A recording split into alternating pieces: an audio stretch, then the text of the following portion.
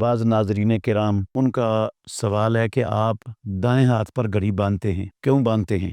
جبکہ مرد تو بائیں ہاتھ پر باندھتے ہیں اور خواتین دائیں ہاتھ پر باندھتی ہیں۔ محترم ناظرین کرام، میں دائیں ہاتھ پر گھڑی اس لیے باندھتا ہوں کہ رسول مکرم صلی اللہ علیہ وآلہ وسلم اپنے تمام کام جو بہتر اچھے کام ہوتے تھے نا، وہ دائیں طرف سے کرنا پسند کرتے تھے۔ استنجا کرنا، مسجد سے نکلنا یا واش روم میں داخل ہونا، یہ جو کام ہوتے تھے نا اس طرح کے، یہ آپ بائیں طرف سے کرتے تھے۔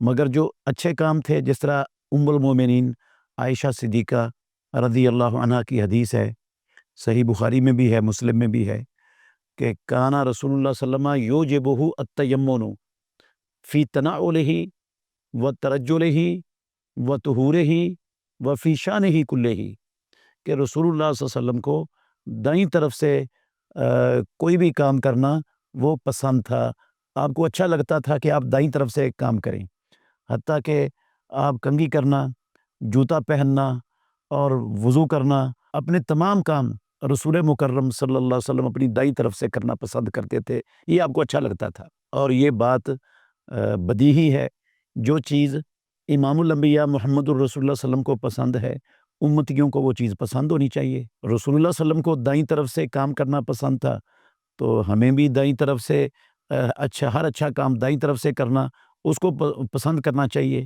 اس لیے میں گھڑی دائیں ہاتھ پر باندھتا ہوں کہ یہ ایک اچھا کام ہے، یہ استنجا کرنے والے کام کی طرح کا کام نہیں ہے، اس لیے اس کو دائیں ہاتھ پر باندھنا چاہیے۔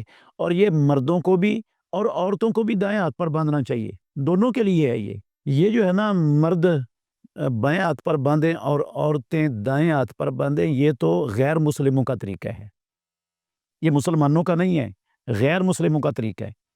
اور اسلام ہمیں غیر مسلموں کی، مشرکوں کی، یہودیوں کی، عیسائیوں کی مخالفت کی ترغیب دیتا ہے، اور مسلمانوں کی زندگی کا مشن ہی کفار کی مخالفت ہونا چاہیے۔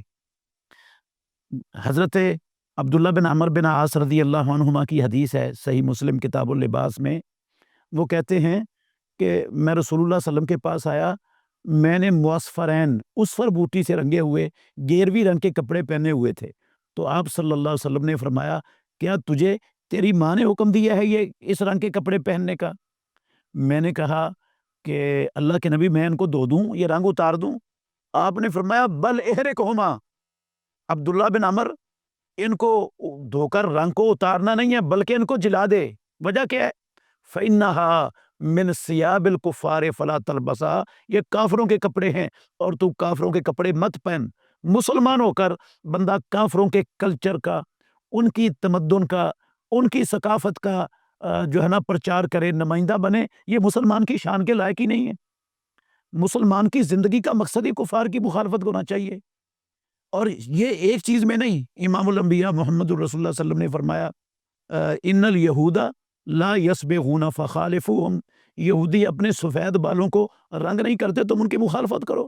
اور پیارے پیغمبر نے فرمایا، خالف المجوس والمشرکین واعفوا اللحیٰ واعفوا الشوارب، مجوسیوں کی اور مشرکوں کی مخالفت کرو، اپنی داڑھیوں کو معاف کر دو اور اپنی مونچھوں کو نیچے سے رکھ کے کاٹ دو۔ اور بھی کئی کاموں میں، بے شمار چیزوں میں رسول مکرم صلی اللہ علیہ وسلم نے مشرکین کی، یہود و نصارہ کی مخالفت کرنے کا حکم دیا ہے۔ تو مسلمان کی زندگی کا شیوا وہ کفار کی مخالفت ہونا چاہیے۔ اس وجہ سے بھی کہ کافروں کے مرد وہ بائیں ہاتھ پر پہنتے ہیں اور عورتیں دائیں ہاتھ پر پہنتی ہیں، ہمیں ان کی مخالفت میں جو ہے نا وہ دائیں ہاتھ پر پہننی چاہیے۔